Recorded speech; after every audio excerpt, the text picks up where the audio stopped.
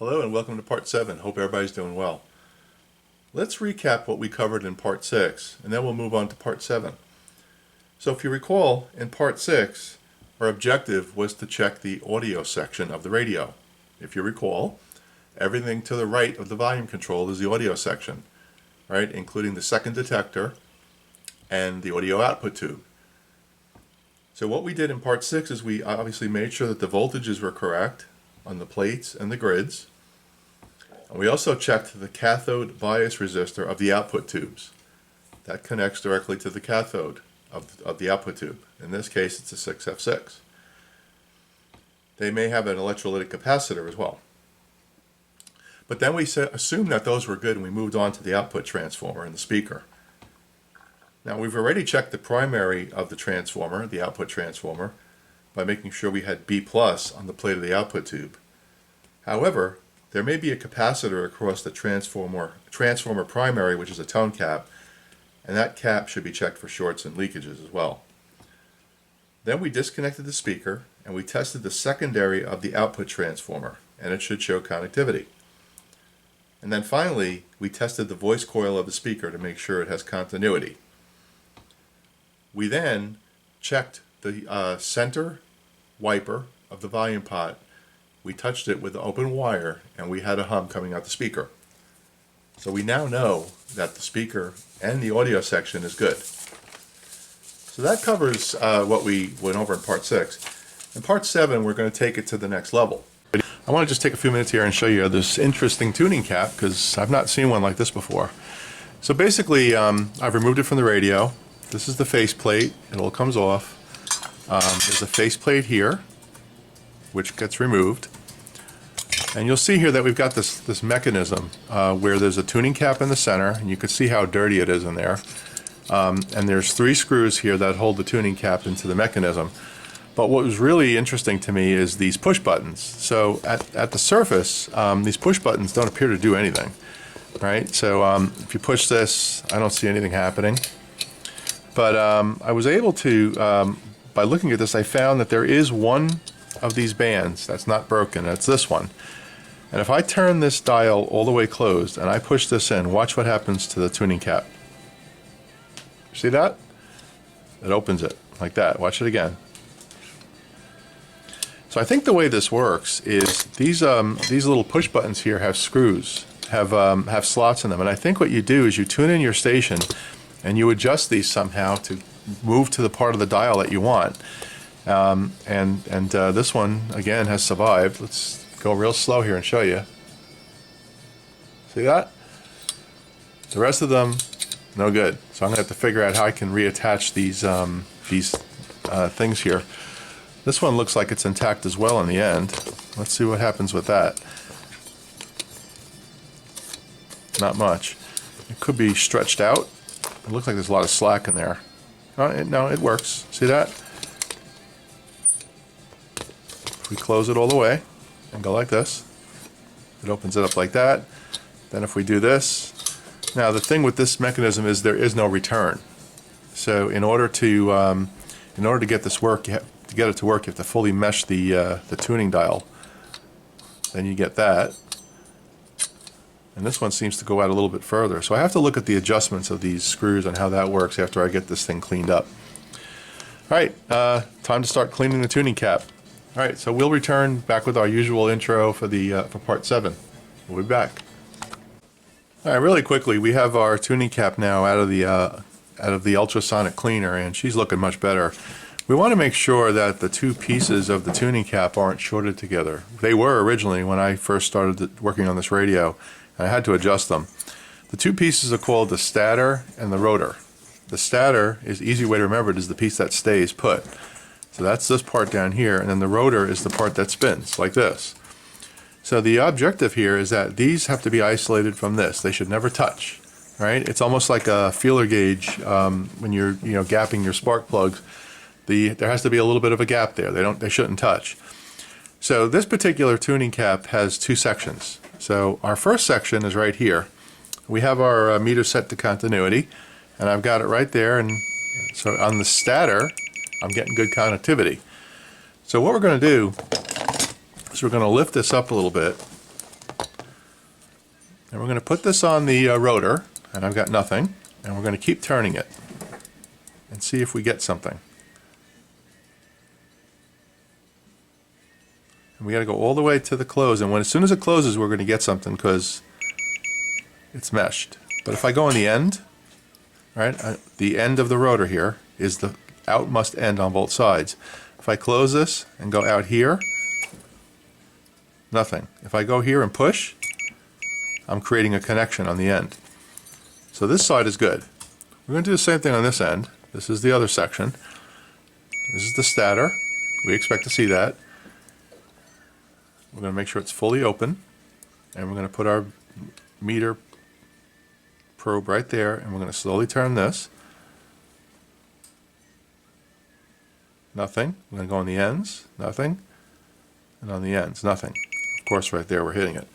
So this tuning cap is good to go. It's clean, and it's no longer no longer bent to a point where it's going to cause a problem.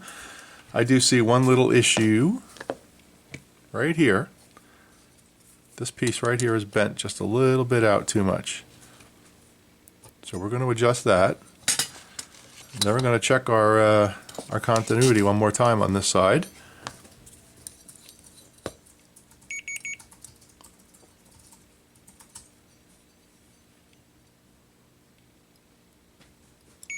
Good to go. We also want to check here. So before we jump into the RF section on this thing, one of our subscribers during the last video pointed out something which I had noticed but forgot to address. So we're going to address it here. So you'll notice that when I replaced the caps in this thing, I followed the same path of the caps that were there. Huge mistake. So, and the point that the viewer found was right here. I've got these two caps tied together, and there were two .47s tied together, and that's obviously how someone tried to work around not having the right value. And I've got the same situation here where I've got two caps tied together. So we're going to fix that. In order to get this truly back to factory, I'm going to replace these capacitors and put the right ones in. So we're going to go do that. I've also got the tuning cap reinstalled, and that's been rewired. I've had to replace a bunch of wires over here which were falling apart. So our tuning cap has been reinstalled. I have to put the faceplate on and the dial string and all that stuff, and then we're gonna fire this thing up and see what happens when we have the proper value caps in it, and then we'll continue with our troubleshooting of the RF section, assuming that we had a problem. So let me get to that, and then we'll proceed. Okay, we've put our proper caps in place, and I also changed the tone cap. The tone cap in this radio calls for a .0035 cap, and what was in there was a .047. So I've changed that. Tone controller works much better. Tuning cap getting cleaned really helped out. I'm able to bring in all of my stations. I just did a minor audio alignment with my ears. But the radio is playing really, really well now, so let's just run through it for you. I didn't do the dial string yet. Now keep in mind, this is a transformer set, so I know that this chassis is not hot, or I wouldn't be touching this right now, okay? Make sure you keep that in mind.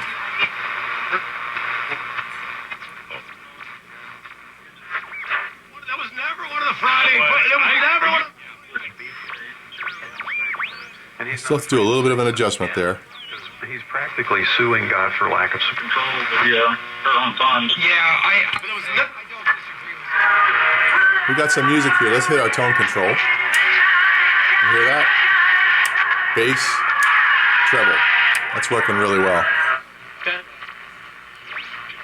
From your community and environment thing. Visit republicservices.com. Okay, so we're going to consider the radio back to baseline at this point again. So a lot of thanks to the person who pointed that out with the caps. I forget your name. I'll put it up in the video. So we are now at baseline. So now let's get into our troubleshooting section about what we do if RF is not working. Okay? Let me get that set up, and I'll be right back. All right, I just completed old 64 Goat's favorite part, which is the dial string. It took me one attempt, probably less than 5 minutes. Really simple on this radio. So now we're good to go. So let's get into that RF section. So in part 7, we're going to assume that the radio is still not working. We already know that the audio side is good, so we're going to have to troubleshoot the RF and the IF sections of the radio. The first thing we want to know is if the local oscillator is running in the set. And I'm going to show you how to do that in a minute. It's easily done using a small AM transistor radio placed near the antenna of the set we're working on. So let's do that now, and we'll demonstrate what that looks like. This way you get a feel for it. So we're going to plug our radio in. I'm going to turn it on. Wait for it to warm up.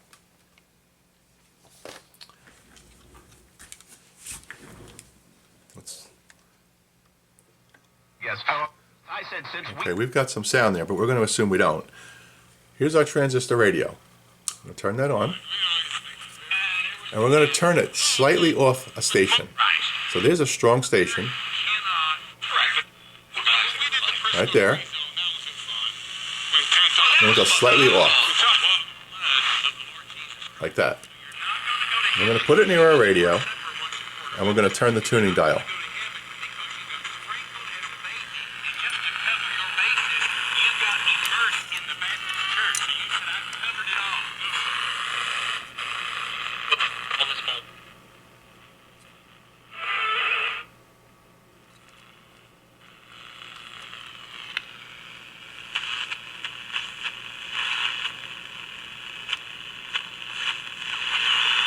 Hear that? We're turning the knob on the radio itself, and we're hearing it in the transistor. Hear those oscillation noises? So now we have to start with some voltage checks. So we want to check the B+ voltage, the screen voltage, and see if we have a negative voltage on the oscillator control grid. No voltage or a positive voltage on the control grid tells us for sure that the oscillator is not running. And it must be done with a high impedance meter. Now, if you recall, on this radio right here, we had a negative voltage of -14 volts DC. So we know that it works here, but you want to check that yourself, all right? And you want to make sure that you've got that negative voltage. The next suspect could be a tube. There could be a bad tube, and you want to check the tube. You want to put it in a tube tester, or swap it out with another tube that you know is good. This way you can isolate the tube, right? You don't always have to go ripping out wires and things. It could be a bad tube. And then next we have to check the continuity of the oscillator coils. And at the same time, we should give the coil a close visual inspection for any damage, and that's dents, broken wires, etc. And then we're going to focus on the tuning condenser. Now on this radio, the tuning condenser I've already cleaned. In part 6, you heard the effects of a very dirty tuning condenser. So I've fixed that, and this radio actually plays really well. But it also has to be isolated. So these things sit on rubber grommets, the tuning capacitor, right? And it has to be isolated from the chassis. If it's not going to work correctly. And we also want to make sure that if there's any built-in antenna or the terminals that are connecting the antenna, that they're properly connected and well. It's also a good time to replace any wiring in the circuit that's in poor condition.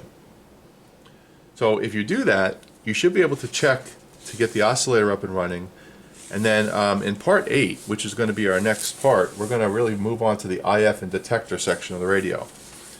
But what I want to show you here is the oscillator coils themselves, and I want to make sure that you understand what that looks like and what you need to check from a voltage perspective and the wiring. So let me turn this off and I'll be right back.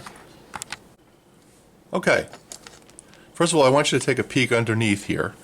You'll notice that when I put the tuning capacitor back in place, I did replace a bunch of wires that were falling apart. The insulation was coming off.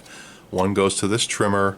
One of them goes to the tuning cap. The other one goes to the band switch, and a few other wires that I've replaced. There's one here which goes to the pilot light. Now, the oscillator coil in this particular radio comes right off the antenna. Let's see if we can zoom in on that. Right? So remember, signal path comes in here, right, off the antenna, and in this case it goes to the 6SA7, right, and the 6SA7 is our first detector and our oscillator. Now in some radios you're going to find the oscillator as a separate tube, especially an older one. In this particular radio, it's a combined tube. And this is why you want to check for your voltages and make sure that you've got the right voltages in place. Now on the schematic here it says the plate should be 278, the screen grid should be 36 volts, and that's all that it calls out. You're also going to want to check this resistor here. Here's the cathode, and the cathode comes down to the oscillator coil. I'm not sure why that says 56C0. I'm not sure what that means. I'll have to look into that. But here's our oscillator coil, and our oscillator coil is really, what the other coil that we want to check. Let me show you on this radio where the oscillator coil is. It's really easy to find because it comes right off of the cathode of the 6SA7. Let's take a peek at that. So if you look at this tube, which is a 6SA7, the cathode in this case should be pin 6. So let's count. Let's come over here, look closely. So we have 1, 2, 3, 4, 5, 6. And we have this black wire coming off. And the black wire goes right up to this coil. This must be our coil. Cool. Now, we can check that coil and make sure that it doesn't have it open, right? Because the coil could be broken. Especially in the old Philco sets, they have something called green disease or rot, essentially. So what would happen is these coils would develop, a bit of, I guess, I don't know what the right word is. It would just corrode, and you would lose the connection. So let's check this thing out and see if it's good. I'm going to put our meter right there. Let's check for continuity first. So here's our connection that goes to the cathode. Let's see where it terminates. It goes through there. So we know that we've got a good connection from this point to this point. That's good.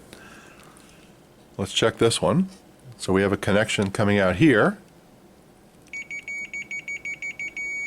And that coil is good. And you'll notice there's two coils here. One is a really thick wire, and one is a very fine wire. We now know that this coil is good, and this is our oscillator coil. So if you have a problem with the radio not tuning anything, first thing you want to do is find your oscillator coil.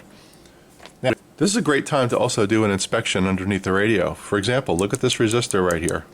Looks like it's an orange, orange, orange. Right? So an orange, orange, orange is 33K, which is right here, R1.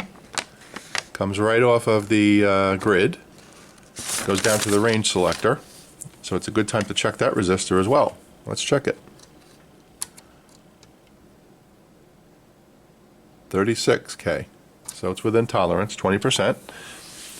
So you want to just give this a good visual. You want to look for any broken wires. Like this black wire here is pretty bad. I might change that just because it doesn't look good. And then we have some other wires here. This goes to the antenna connections. But in general, this is the section that we're checking in right now, is the oscillation section. So theoretically, if we turn this radio over and hold our AM radio near this coil, that's where we should pick up some squeal. So why don't we do that? We'll keep the radio flipped on its back like this, and let's see if we can dial in a little bit better a squeal on this thing. So again, we're going to connect our speaker, because you never turn up a radio without a speaker. So let's do that. This will be an interesting experiment for you. Okay, we have that in. Everything is good. We're safe. We're not touching anything. Let's plug the radio in.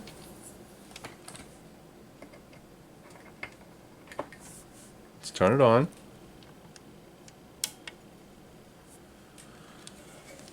Okay. Let's get our AM radio set.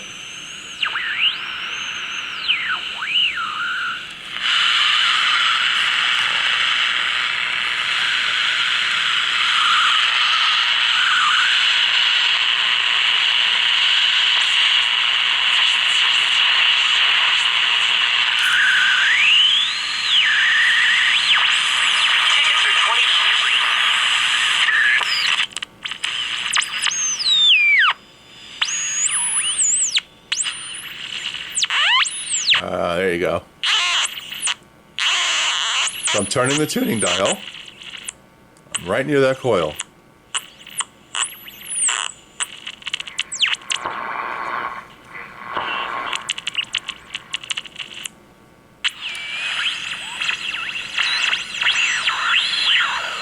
Hear that? Right there. So that's our test that we know that the oscillator is good. That's the official test. Okay? So I hope that helps explain things, but that's a really simple way to tell if your radio is working. Now, a lot of times what people do is before they start restoring radios, they check all that, right? Like, why would you go through all the work of recapping this thing and all that work unless you know the radio is good, including the coils? So this should be part of your standard checklist that you follow when you restore a radio from start to finish. All right, now using the method that we've been trying to teach you, you're doing minimal work. All you're really doing is a lot of checking, right? You're not doing a lot of replacing. It's important that you remember that, right? You want to check the basics first, your primary transformer, your output transformer, your IF cans, your coils. Next episode, we're going to check the IF cans. In this case, the oscillator coil. Make sure they're all good, and then adjust those and fix them as you need to get the radio set working. So I hope this episode helped you. And again, in part 8, we're going to focus on the RF and the IF sections, and we're going to get into a little more detail there about how we troubleshoot those sections as well. All right, and that's going to be the IF and the detector, just to show you on the schematic what we're referring to right here. The 6SK7 is the IF, and the 6SQ7 is the detector. In this radio, let's come over here. The 6SK7 is right here in the center, and the 6SQ7 is right here. Okay, that's where we're going to focus next. So notice what we're doing. Antenna is right here, working our way in. From the antenna, oscillator, IF, and then detector, right? We're following the same path through the radio. We've already checked the audio, which is right here. Sorry, right here. This tube right there is the audio. We've checked that, and we know the speaker works. So we're working our way in. All right, if you have any questions, let me know. And I appreciate you watching. Take care.